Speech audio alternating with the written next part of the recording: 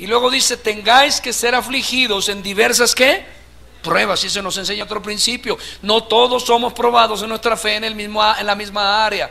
Hay personas que son probadas en el área económica. Hay personas que son probadas en su integridad respecto de un tema en particular. José lo fue en medio de la dificultad, probado en su integridad moral respecto de la sexualidad. No cayó en adulterio. Pero Pedro fue probado respecto de su fe y de su confianza y de su fehaciente testimonio de que era creyente. Y eso fue una prueba diferente. Mientras que otros hermanos a lo largo de la historia, no solamente bíblica, de la historia sagrada, sino también de la historia de la iglesia, han sido probados en diferentes áreas. Y hoy mismo, aquí en este salón, encontramos que la prueba de cada cual es distinta. Pero en el fondo tenemos que saber que el objetivo es el mismo. Dios está probando su fe, su confianza, su dependencia en Él. Y eso es lo que enseña la Escritura. Ahora, verso 7 de esta primera carta de Pedro, del capítulo 1. Para que sometida a prueba vuestra fe, que dice luego, mucho más preciosa que el oro, el cual, aunque perecedero, se prueba con fuego, sea hallada en ¿qué? Y gloria y honra cuando sea manifestado ¿quién? Muchas de nuestras pruebas, a decir verdad, en este contexto el apóstol Pedro da a entender que todas nuestras pruebas tienen como objetivo fortalecer la misma fe. Alguien dijo que la fe, y no sin tino, dijo que la fe es un músculo, en su opinión, y que en la medida en que lo ejercitamos, el músculo, ¿qué le sucede al músculo? No se escucha. ¿Qué le sucede al músculo regularmente? Se fortalece, se agranda. Y eso es lo que está dándonos a entender el apóstol Pedro para hablar de la prueba de la fe. ¿Por qué hablamos de este tema? Porque la Biblia nos dice en Hebreos 11, 17, primera parte, que por la fe Abraham, siendo probado, hizo algo maravilloso. Ahora, noten esto, dice luego, sea hallada en alabanza, ¿qué? La fe, la gloria y la honra cuando sea manifestado ¿quién? Jesucristo. Dios quiere que cuando regrese, mire una pregunta que hace unos 4 o 5 años me conmovió mi alma. En una parábola Jesús habla de una viuda persistente. ¿Cuántos recuerdan eso? Delante de un juez que no tenía temor de Dios ni de los hombres. Nada lo conmovía. Y cuenta ahí en la escritura que aquella mujer persistió y persistió y persistió e insistió.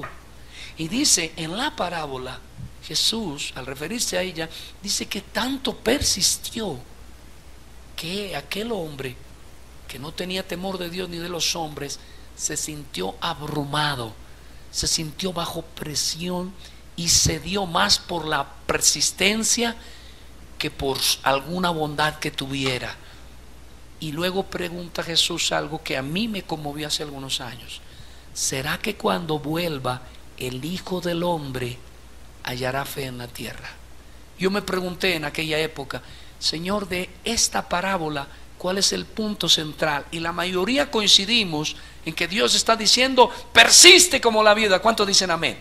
Casi todos coincidimos, y no está mal, es cierto. Está diciendo, persiste. Pero hay una cosa que se nos pasa constantemente por alto, y es el tema de la injusticia. Esa viuda había recibido ¿qué? Injusticia. Esa viuda estaba pidiendo ¿qué? Justicia. Esa viuda estaba afligida. Esa viuda estaba tribulada. Esa viuda le había sucedido cosas, que estaba en una tremenda prueba. Y de alguna manera la pregunta de Jesús me conmovió, porque el mundo cada día es más difícil de vivirlo, y la iglesia lamentablemente ha ido alejándose de los conceptos verdaderamente bíblicos y vive en un falso evangelio, lamentablemente, que no los prepara, que no los aclimata, que no los adecúa espiritualmente y no los pone fuertes en el sentido de soportar la hora de la prueba. La razón de la prueba, no hay duda, que mediante esta nuestra fe sale fortalecida, pero no por nuestro esfuerzo o sabiduría humanas. Note que no es la persistencia de la viuda la importante en el ejemplo que colocamos. Aquí lo importante es que esa mujer que tenía fe. ¿Se acuerdan a la mujer enferma de flujo que se acercó a Jesús? Dice la Biblia que estaba en medio de la ¿qué? Multitud. Estaba en medio de la multitud. Posiblemente la empujaban. Lo mismo Bartimeo. ¿Qué pasó con Bartimeo? Hasta los discípulos de Cristo se le opusieron. Quítate, no estorbes al maestro, no incomodes. Y fue Jesús el que se detuvo y dijo: dejadlo pasar. Así que noten que lo que nos está enseñando el Señor es que nuestra fe siempre será probada, y debemos habituarnos a esa realidad, y que hemos de vencer y saldremos fortalecidos, dije, no por nuestro esfuerzo o sabiduría humanos. Recordemos que Pedro en cierta ocasión fue advertido de una prueba casi que inmediata de su fe. ¿Cuántos la recuerdan? El diablo, en este caso como en muchos otros, estaba detrás del asunto. Veamos, Lucas capítulo 22, verso 31 en adelante. Dice la Escritura: dijo también el Señor. ¿Qué dijo? Leamos todo para que entremos como en la comprensión de la Escritura. Dijo también el Señor: Simón, Simón, he aquí Satanás os ha pedido para zarandearos como a trigo. Pero yo he rogado por ti que tu fe no falte, y tú, una vez vuelto, confirma a tus hermanos. Solemos confiar demasiado en nosotros mismos.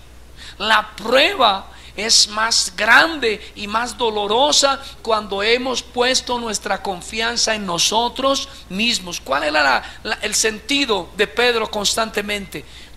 Tenía demasiada confianza en él mismo. Recuerden que si mal no recuerdo en este contexto, y si estoy equivocado en otro contexto, Pedro había dicho que estaría dispuesto a dar su vida por Jesús. ¿Lo dijo o no lo dijo? Y sin embargo ahora cómo se encuentra en medio de la prueba. ¿Y qué quería el Señor mostrarle? En primer lugar, que la fe, escuchen lo que voy a decir porque quiero que lo anoten en la tabla de su corazón. La fe siempre, siempre, siempre nos aleja de nuestra propia confianza.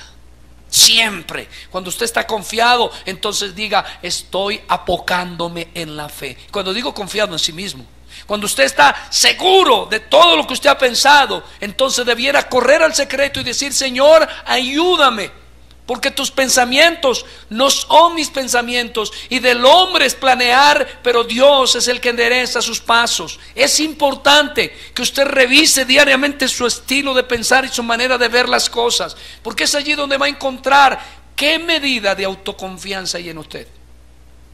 Solemos, dije, confiar demasiado en nosotros mismos, pero la fe nos obliga a confiar solo en Dios. ¿Qué quería el Señor de Pedro? ¿Pedro tenía la fe? No escucho, hermanos.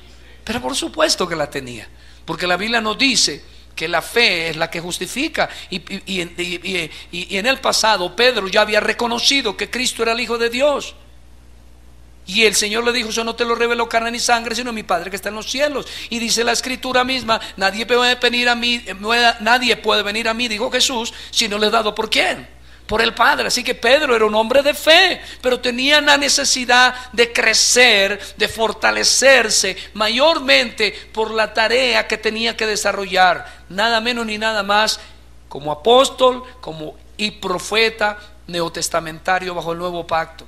Así que Dios quiere quitar la confianza en sí mismo, pero a veces no tenemos la confianza solo en nosotros, la podemos tener en cualquier otro objeto.